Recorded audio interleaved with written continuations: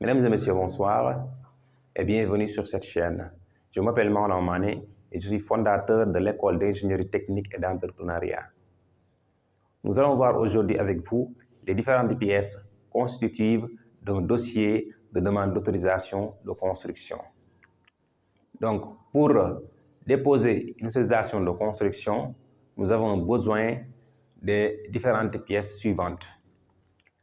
Le premier document sera l'acte de propriété, qui peut être soit un titre foncier, une délibération ou bien un bail.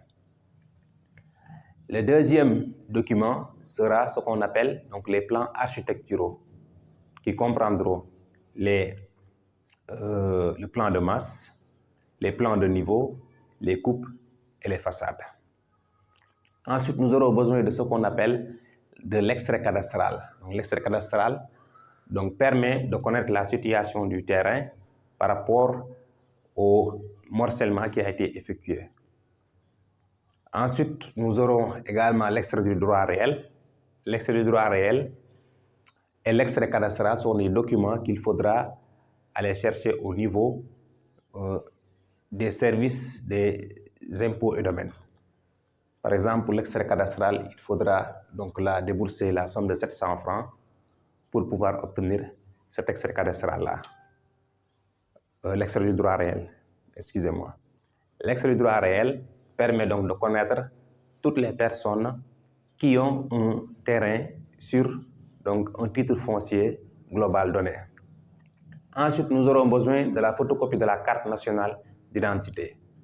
Donc, parfois, il y a certains qui veulent des pièces légalisées, mais parfois, même si ce n'est pas légalisé, c'est bon, ça peut passer.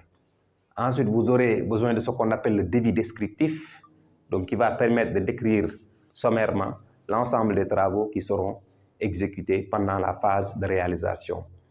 Donc ainsi, on va décrire sommairement les travaux du gros œuvre et donc les travaux du second œuvre.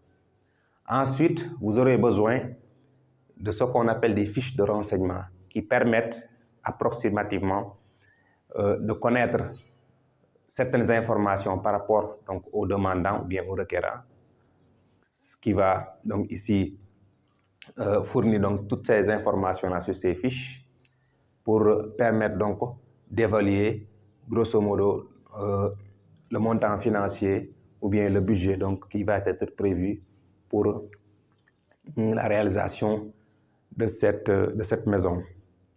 Donc, c'est sur la base donc, des plans architecturaux qui ont été donc, déposés que les services techniques, que ce soit au niveau de la mairie ou bien au niveau de l'urbanisme, donc vont évaluer vont faire ce qu'on appelle donc ici l'évaluation de la facturation par rapport donc à la surface bâtie.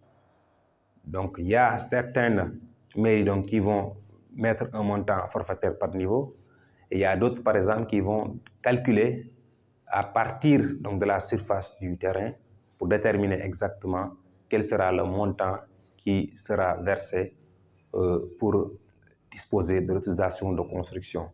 Donc, une fois tous ces documents-là réunis, ficelés, donc le dossier doit être déposé au niveau du service des mairies.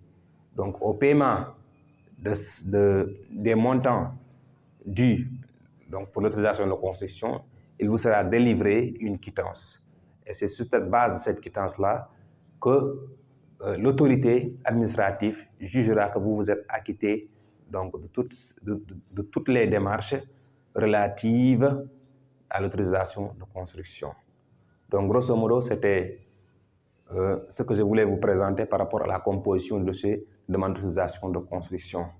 Donc, si vous avez des questions, ou bien si vous avez des suggestions, vous pouvez nous les faire parvenir à travers vos commentaires. N'oubliez surtout pas de vous abonner et de liker nos vidéos pour pouvoir recevoir plus de contenu sur cette chaîne. Nous vous remercions et vous disons à très bientôt. Merci.